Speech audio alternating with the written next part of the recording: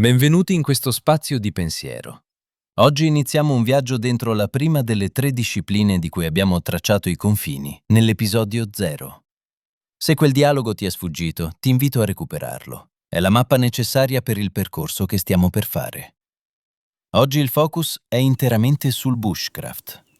Ma preparati, non troverai tutorial qui, né nodi da imitare, né istruzioni su come costruire. Oggi ci muoviamo su un piano diverso. Un piano puramente teorico. Voglio analizzare con te cosa sia veramente il bushcraft nella sua essenza concettuale. Capitolo 1. L'invito del bosco. Immagina un bosco all'alba, la brina ancora bianca sul muschio. Un silenzio così profondo che senti il battito del tuo cuore.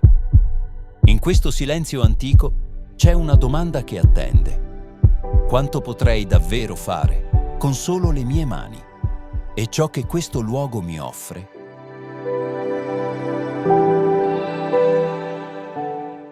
Non stiamo parlando di sopravvivere, stiamo parlando di vivere, di un'arte antica che trasforma la conoscenza in conforto, il legno in casa, il bosco in dimora. Questo è il bushcraft.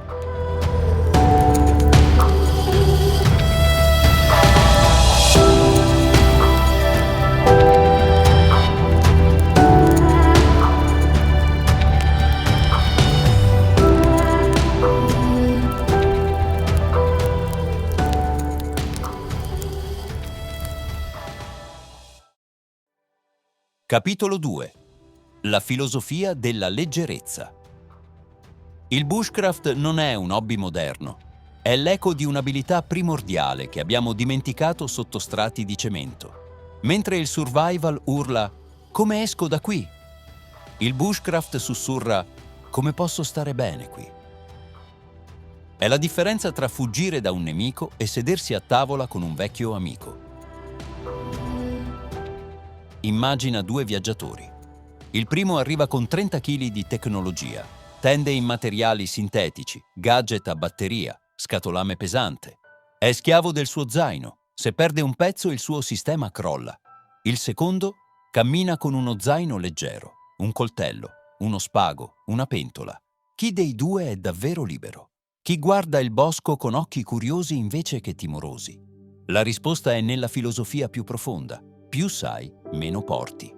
Ogni oggetto lasciato a casa è un vuoto riempito dalla tua competenza.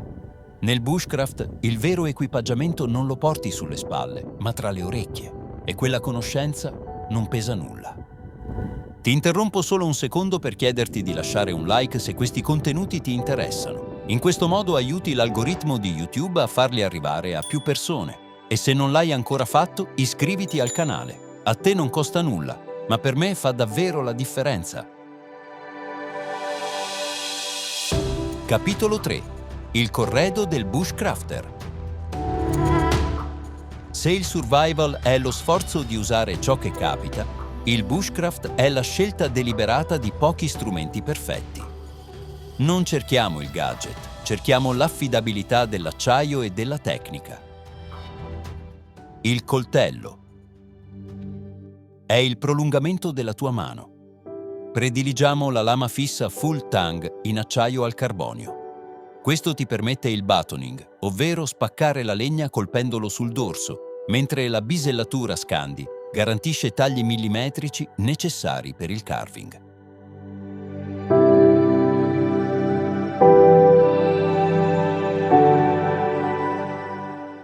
L'accetta e la sega. Se il coltello è il chirurgo, l'accetta è il carpentiere.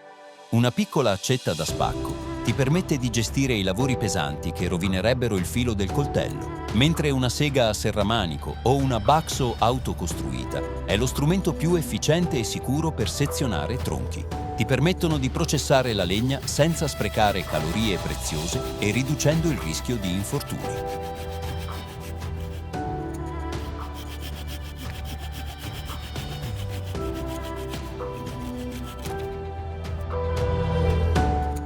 Il cordame. Senza la capacità di legare non c'è rifugio. Abbiamo l'opzione del cordame moderno, come il celebre Paracord 550, imbattibile per resistenza. Tuttavia, per coerenza con l'etica del bosco, prediligiamo materiali naturali come lo spago di juta o di canapa. Offrono un attrito eccellente, sono biodegradabili e rispettano l'ecosistema. La maestria suprema? Saper ricavare fibre naturali dalle radici o dalle cortecce direttamente sul posto.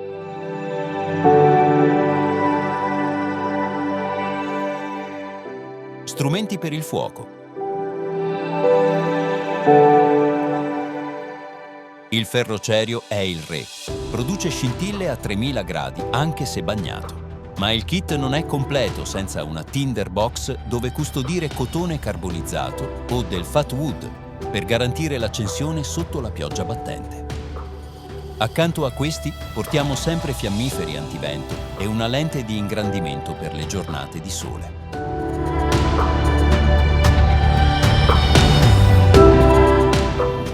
Il telo. La nostra casa pieghevole.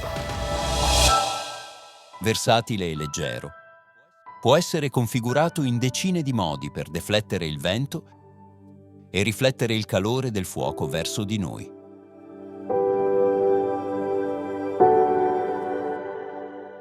Il contenitore in acciaio.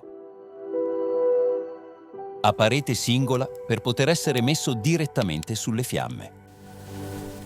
Trasporta l'acqua e ti permette di bollirla sul fuoco vivo.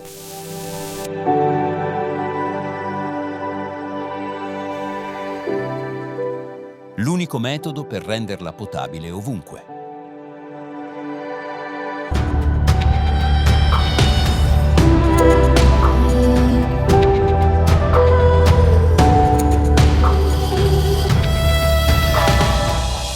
Capitolo 4. Le 5 colonne. Ma attenzione, tutto ciò che abbiamo elencato finora è solo freddo metallo e materiale inerte, se manca la capacità di orchestrare gli elementi. Il bushcraft non riguarda il possesso di oggetti.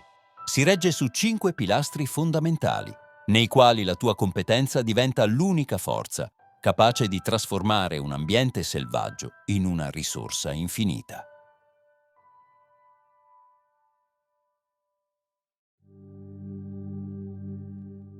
Il fuoco.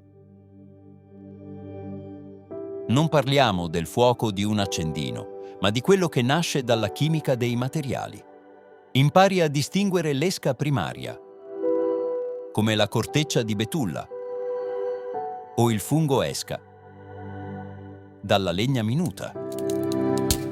La sfida suprema resta il bow drill, una danza di attrito tra un fuso di legno duro e una base di legno tenero. Quando vedi nascere la brace nera e fumante, capisci che il fuoco non è qualcosa che accendi, ma qualcosa che coltivi.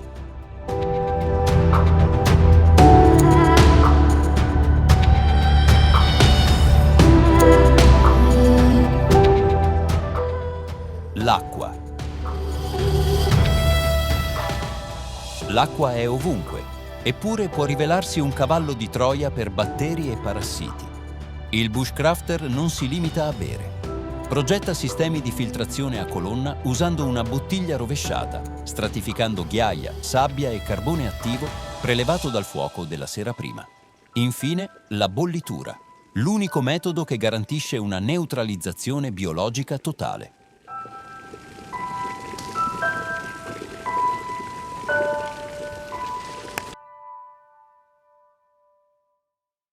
Il riparo. Un riparo non è una semplice tenda, è un esercizio di termodinamica. Impari a costruire il lean-to o lay frame, orientandoli per deflettere il vento e riflettere il calore del fuoco verso di te. Non si tratta solo di ripararsi dalla pioggia, ma di creare un microclima usando detriti forestali, foglie e terra, per isolarsi dal terreno gelato.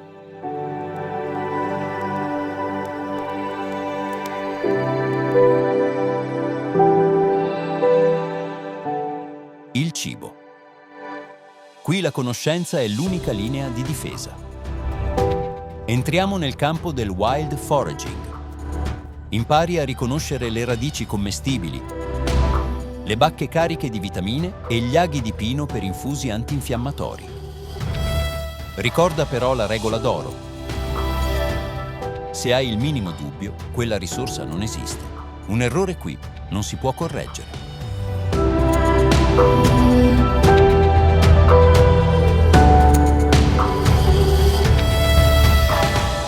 Gli utensili. Non pensare a loro come a semplici pezzi di ferro. Sono i tuoi alleati silenziosi. I veri mediatori tra il tuo pensiero e la materia grezza. La sega è la precisione. L'accetta è la forza bruta controllata. Ma il coltello. Lui è il chirurgo. Attraverso il carving impari a creare incastri millimetrici che tengono insieme un rifugio senza l'ombra di un chiodo. Quando le tue mani sanno coordinare questi strumenti, capisci finalmente che il bosco non è un luogo vuoto. È il tuo laboratorio infinito.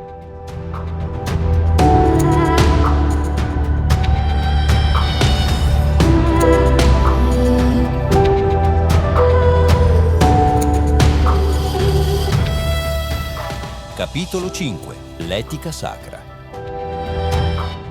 E qui arriviamo al cuore pulsante di tutto. Il bushcraft senza etica non è altro che vandalismo mascherato da avventura. Immagina di essere ospite in una casa antica e bellissima, la rispetti.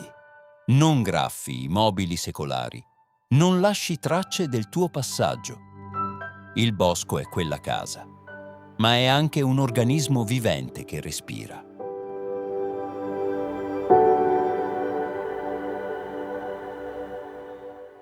Applichiamo la filosofia del leave no trace, non lasciare traccia. Ma nel bushcraft noi andiamo oltre. Non è solo una regola, è un patto di sangue con la terra. Le nostre leggi sono ferree. La prima legge riguarda il legno morto. Un vero bushcrafter non abbatte mai un albero vivo per nutrire il proprio ego.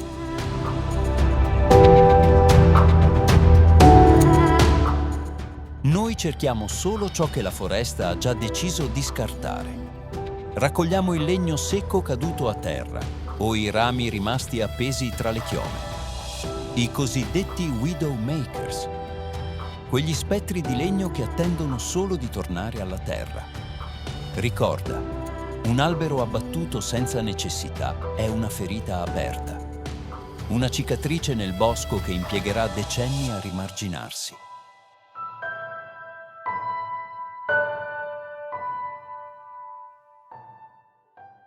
Poi c'è il rito del fuoco invisibile. Il vero maestro non lascia dietro di sé cerchi di pietre annerite, ferite scure che sfigurano il sottobosco per anni.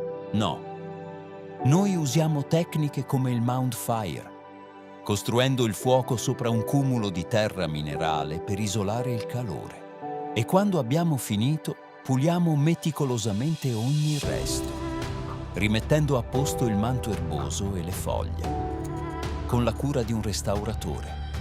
Quando te ne vai, il bosco deve tornare intatto. Nessuno deve poter dire, qui c'è stato qualcuno.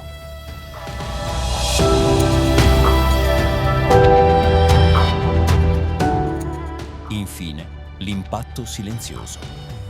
Riduciamo il rumore allo stretto necessario. Rispettiamo i sentieri che già esistono per non calpestare inutilmente il respiro del suolo. E soprattutto, non disturbiamo i cicli vitali degli animali che ci ospitano.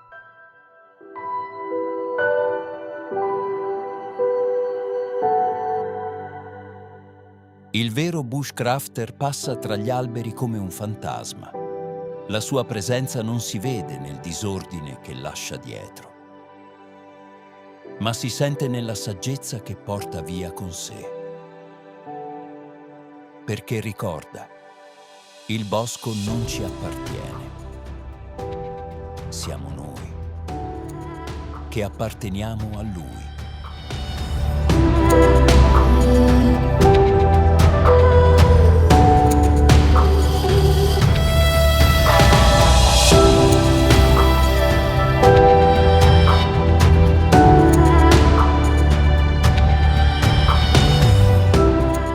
Capitolo 6. Come iniziare il viaggio? Non serve partire per l'Alaska. Il viaggio inizia esattamente dove sei. Prima fase, la teoria. Apri un libro. I maestri aspettano nelle pagine. Morse Kochanski, Ray Mears, la conoscenza, prima dell'azione. Seconda fase, il giardino. Prova ad accendere un fuoco con l'acciarino, nel tuo giardino. Impara 3 nodi fondamentali. Fallo 10, 20, 100 volte. La ripetizione è madre dell'abilità.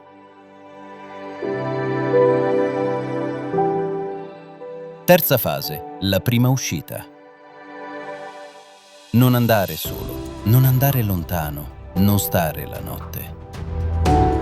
Scegli un bosco vicino, conosciuto, di giorno.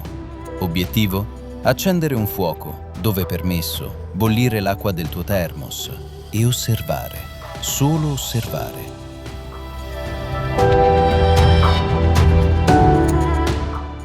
Quarta fase, la comunità. Cerca gruppi seri, non cowboy. Fai un corso base, condividi domande, non certezze. In Italia, questa possibilità è a portata di mano. Il nostro territorio ospita alcune delle migliori scuole di bushcraft e sopravvivenza d'Europa, con istruttori certificati che hanno fatto della vita all'aria aperta una vera e propria missione. Affidarsi a professionisti esperti ti permetterà di apprendere le basi fondamentali, dall'uso degli attrezzi da taglio, all'orientamento, fino alla gestione delle risorse naturali.